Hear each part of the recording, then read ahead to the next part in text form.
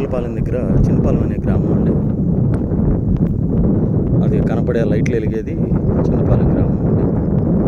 గ్రామానికి తూర్పు ఫేసింగ్తో 2 ఎకరాల 90 సెంట్లు అండి. ఈ స్తంభం కాకుండా పైన కనపడే స్తంభం దగ్గర నుంచి ఇంచుమించుగా ఈ స్తంభం దగ్గర దాకా ఉండొచ్చు అండి.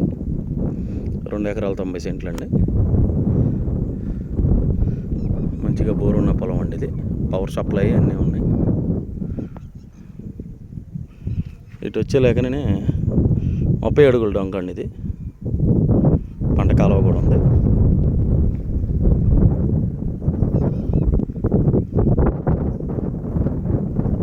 కరకట్టకి కేవలం 4 కిలోమీటర్ల డిస్టెన్స్ అండి. ఇది